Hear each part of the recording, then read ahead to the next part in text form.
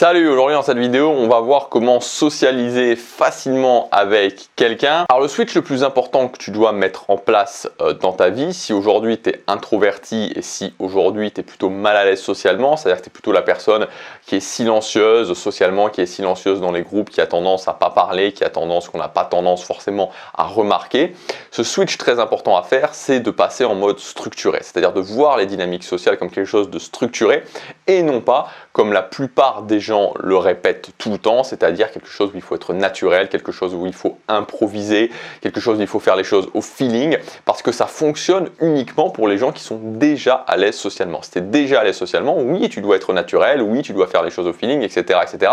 Mais si tu ne l'es pas, ça ne servira à rien. Tu peux essayer de le faire autant de temps que tu veux, je vais t'économiser énormément de temps, des années. Si tu peux le faire autant que tu veux, ça ne fonctionnera pas. Vouloir faire ça, c'est aussi stupide que se dire je veux apprendre le chinois mandarin, donc ce que je vais faire c'est que je vais ni travailler ma grammaire, je vais ni apprendre de vocabulaire et je vais aller en Chine, je vais aller dans un bar en Chine et en écoutant les gens parler, je vais apprendre. Non, ça ne va pas se passer comme ça. Ça ne va pas se passer comme ça. Alors il y a peut-être des gens qui vont y arriver, mais ça sera une minorité et ça va demander de passer, c'est-à-dire que ça va demander finalement d'aller commencer à parler à des gens comme un tout petit enfant le ferait et donc finalement passer par des niveaux d'inconfort qui vont être extrêmes. Et la réalité, c'est que quasiment personne ne va faire ça. Tu vas apprendre le chinois, il va falloir le faire de façon structurée jusqu'à temps que tu arrives à un certain niveau qui te permette de commencer à avoir des petites interactions avec les gens et continuer de toute façon à travailler de façon structurée.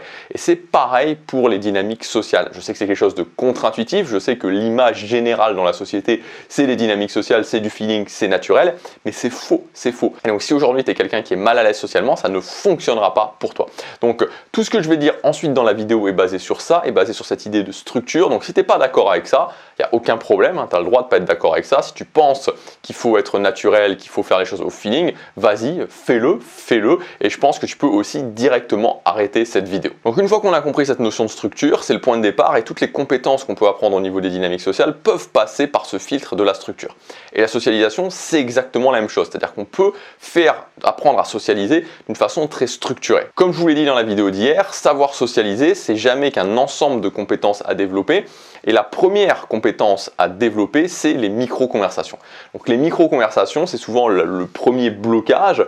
J'arrive quelque part, je vois quelqu'un, et voilà, est-ce que je suis capable d'aller faire le premier pas et d'aller parler à cette personne, donc d'utiliser la compétence des micro-conversations pour aller parler à cette personne-là, ou est-ce que j'en suis pas capable? Si j'en suis pas capable, il va rien se passer. C'est-à-dire que si j'arrive quelque part, je vais pas parler à la personne, il se passe rien. Voilà, il se passe rien et puis je m'en vais ou je continue, mais je reste dans mon coin. Alors que si, ok, j'arrive quelque part et boum, je suis capable d'aller parler à la personne, je suis capable de lancer une micro-conversation, alors là, potentiellement, il peut se passer quelque chose. Donc les micro-conversations, elles sont basées sur deux points. Une micro-conversation, c'est vraiment, on va dire, 2-3 minutes de conversation.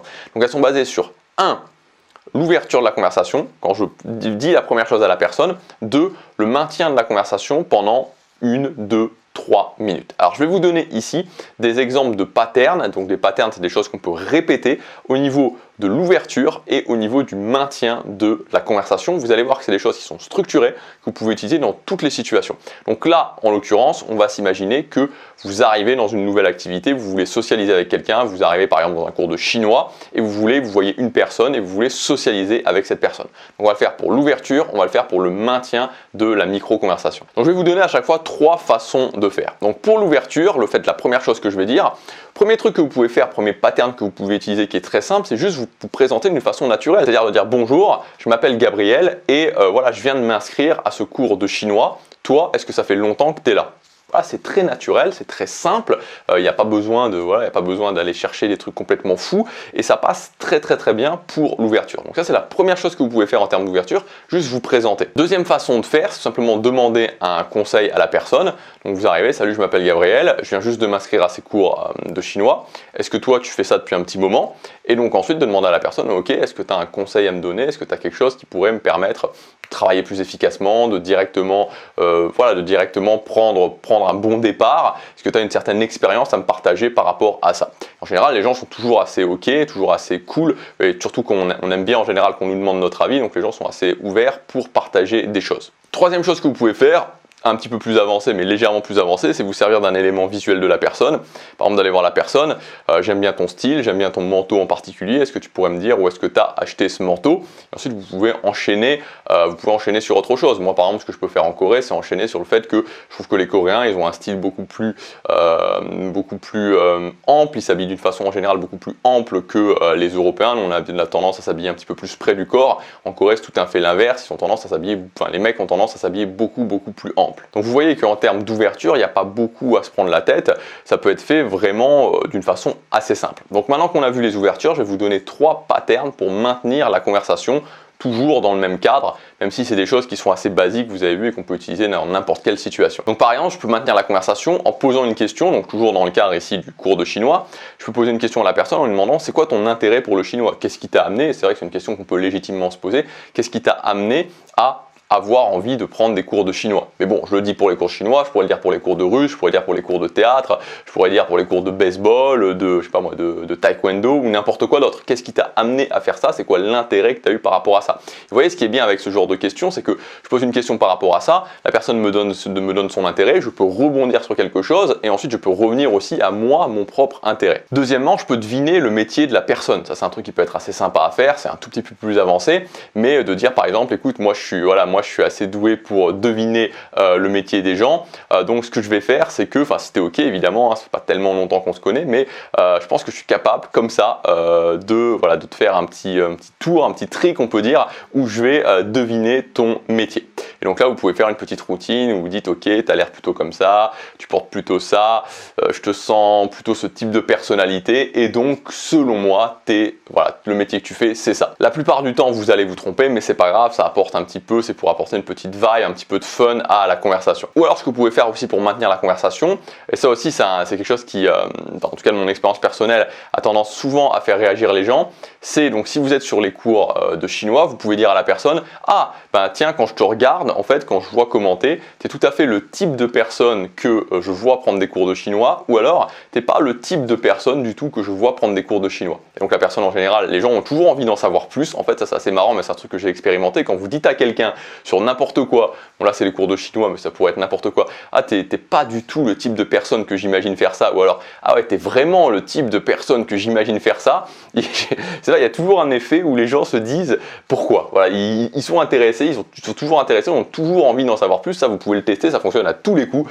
Ah tu prends des cours de chinois, écoute je vais te dire un truc, franchement, t'es vraiment le type de personne, voilà, je te dis, voilà, t'es vraiment le type de personne que j'imagine tout à fait prendre des cours de chinois. Ou alors, vraiment, c'est bizarre, hein, parce que t'es pas du tout le type de personne que j'imagine prendre des cours de chinois. Ça fonctionne tout le temps, les gens vont avoir envie d'en savoir plus. Donc vous voyez, finalement, les ouvertures, vous pouvez les automatiser, et les patterns, en fait, vous pouvez en connaître certains, ensuite vous les appliquez petit à petit pour vraiment les internaliser, et vous pouvez les répéter quasiment à l'infini.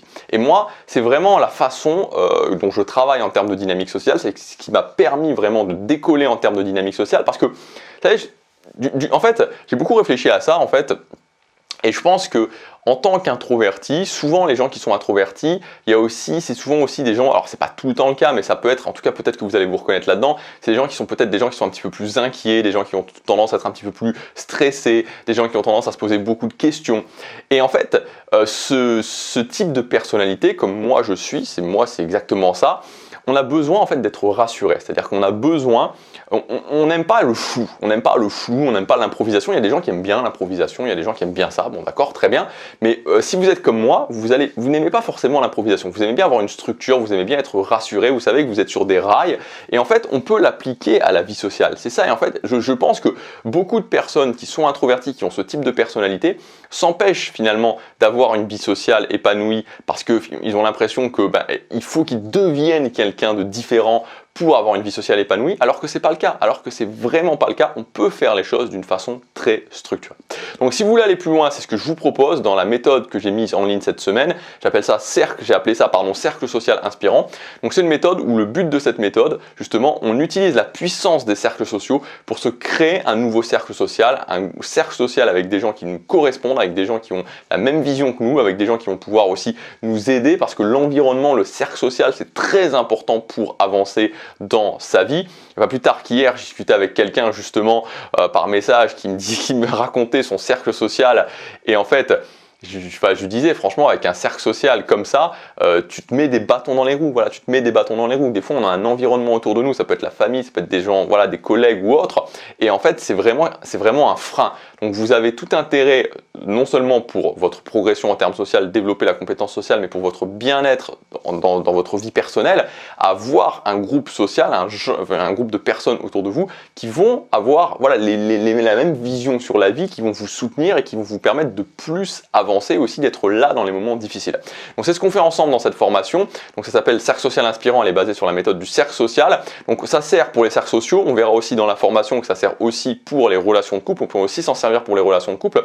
Ce que je voudrais vous dire, et c'est pour ça aussi que j'ai voulu faire cette vidéo, c'est que cette méthode elle est vraiment comme ça, c'est-à-dire que c'est vraiment étape par étape. Chaque étape, je vous décris exactement ce que vous devez faire. Donc si vous, c'est pas votre truc, c'est-à-dire que si vous aimez bien le feeling, ça va pas du tout vous convenir, mais si vous avez justement envie de vous créer un cercle social, de vous créer un cercle social épanoui autour de vous et que vous aimez bien justement être guidé, être structuré, de se dire ok, petit 1 je fais ça, voilà exactement ce que je dois mettre en place, petit 2 je fais ça, exactement ce que je dois mettre en place, c'est vraiment la façon dont je travaille. Donc vous avez vraiment un plan à suivre, à chaque fois vous mettez en place ce plan, on verra aussi comment, quand j'arrive dans le cercle social, donc comment choisir son activité, quand j'arrive dans le cercle social, comment être beaucoup moins stressé, comment vraiment faire descendre la pression, et après vous allez voir que rapidement, très rapidement, vous allez commencer à prendre vos marques parce que le but c'est de le faire plusieurs fois et c'est tellement en fait guidé que ça deviendra quasiment automatique. Et ce que je voudrais aussi vous dire avec cette méthode, et c'est ça qui est génial avec cette méthode, c'est que c'est sans pression. C'est-à-dire que là, il faut vous enlever de la tête que c'est un petit peu, si vous voulez, comme quand j'arrive dans un nouveau travail ou comme quand j'arrivais à l'école dans une nouvelle année avec des nouvelles personnes, c'est sans pression. C'est-à-dire que la première fois, la deuxième fois, la troisième fois que vous le faites,